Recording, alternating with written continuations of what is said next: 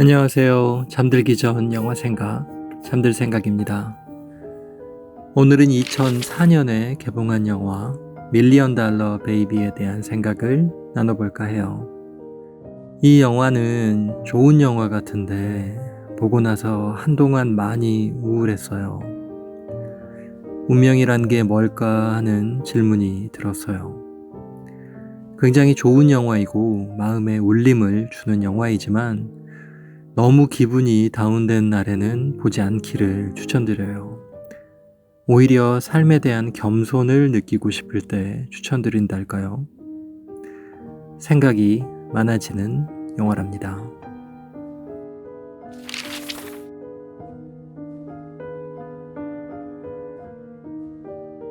우린 불우한 환경에 있는 사람들이 여러 장애를 모두 극복하고 마침내 성공에 이르게 된다는 이야기를 들을 때 환호하게 되죠.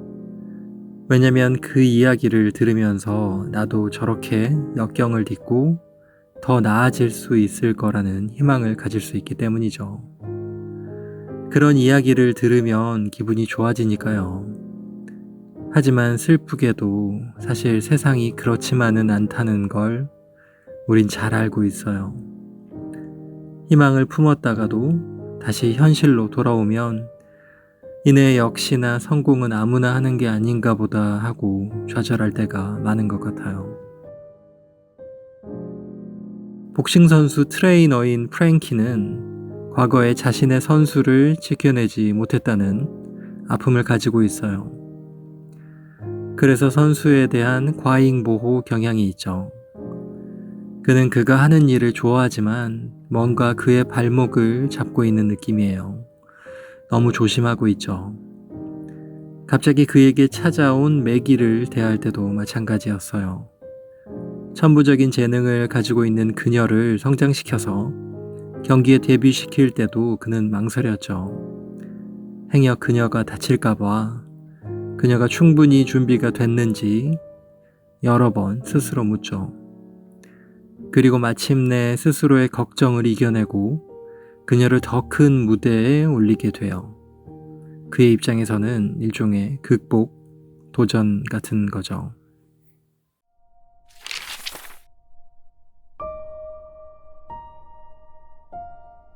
프랭키의 도전이 처음에는 성공한 것처럼 흘러가요. 매기는 매게임 승승장구하며 더욱더 성장해가고 더 큰 경기에 오를 수 있는 실력을 갖추게 되죠. 그런데 그러다 이제껏 가장 큰 경기에 올랐을 때 그녀는 결국 사고를 당하게 돼요. 여기에 그녀의 잘못은 아무것도 없었어요. 그냥 이런 게 운명인가 하고 느껴질 만큼 매기의 잘못은 아무것도 없었어요. 오히려 하늘은 스스로 돕는 자를 돕는다는 말이 맞다면 그녀는 충분히 보상받아 마땅할 시점에 하늘은 그녀에게서 모든 걸 빼앗아 가죠. 그녀는 그 사고로 불구가 되고 결국 죽게 됩니다. 영화의 마지막으로 흘러갈수록 전 운명이란 게 너무 야속했어요. 만약 이런 게 운명이라면 내가 맥이었다면 너무 억울할 것 같았어요. 그렇게 힘들게 노력했는데 이제 좀 행복하려 하는데 그걸 빼앗아 가는구나 하고 말이죠. 그러면서 정말 운명이란 게 뭘까 하고 한참을 생각하게 됐어요. 내 노력과 의지와 상관없이 운명이란 게 이렇게 한순간에 모든 걸 빼앗아 갈 수 있다면 난 삶에 대해 어떻게 대응해야 할까 하는 생각에 약간은 두렵고 무서운 마음까지 들기도 했어요. 한번 불행의 굴레에 빠지면 거기에서 빠져나오는 건 정말 쉽지 않은 일인 건가 하는 생각이에요. 아마도 영화가 일부러 그렇게 그린 것도 있는 것 같아요. 인간의 의지도 운명이라는 큰 힘 앞에서는 어쩔 수 있는 건 별로 없다고 그걸 그냥 받아들여야 한다는 메시지를 전하려 했을 수도 있다는 생각이 들었어요. 왜냐면 영화에서는 그녀의 아마추어 경기 이후 유럽 전역을 투어하면서 승승장구했던 이야기에 대해서는 별로 그리지 않고 있으니까요. 그 시간은 짧은 시간은 아니었을 거고 그 시간 동안 그녀는 많이 행복했을 거예요. 실력도 성장했고 돈도 많이 벌었을 테죠.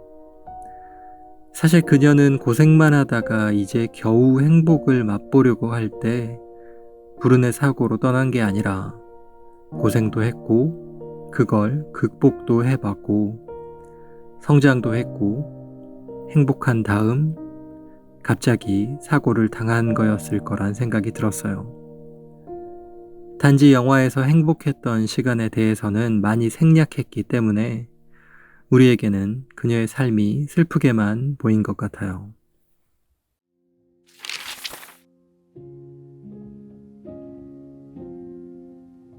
운명의 힘이 너무 과하다고 느껴질 때, 운명의 힘 앞에서 나는 아무것도 할 수 없다고 느껴질 때, 무력감 때문에 아무것도 못할 것 같은 느낌이 들게 되죠. 어차피 될 놈 될이라고 말하면서 노력으로 운명을 바꿀 수 있다는 생각에 자꾸 의심이 들어요. 근데 그렇게 생각해버리면 삶에 있어서 나의 역할이 너무 작아지는 것 같아요. 내 삶의 주인공이 내가 아닌 것 같다는 생각이 들어요. 하지만 가만히 매기의 삶을 보면 그렇지 않았던 것 같아요. 처음에 불우한 환경이 그녀의 운명이었다면 그녀는 그녀의 의지로 그걸 극복했어요. 새로운 것을 시작했고 끊임없이 노력했고 원하던 것을 손에 얻었죠. 그녀의 마지막 결말만 보면 운명이 모든 것을 망쳐놓았고 거기에 그녀는 아무런 대응도 못할 만큼 미약한 존재로 보일 수 있지만 사실 그녀는 그녀에게 주어진 운명에도 스스로의 삶을 만들어 본 적이 있는 거예요. 그녀가 그녀의 삶을 결정해 본 적이 있는 거예요.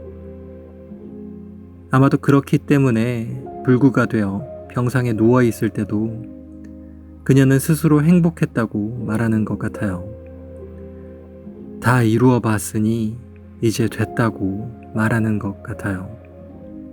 그리고 그녀는 마지막까지 스스로 삶을 결정하죠. 그녀의 삶 속에서 주인공은 늘 운명이 아니라 그녀 자신이었어요. 그러고 보니 삶이라는 긴 시간이 지난 이후에 삶의 마지막만을 보고 그 삶은 어땠다라고 정의 내리는 건 너무 성급한 결론일 수 있겠다는 생각이 들었어요.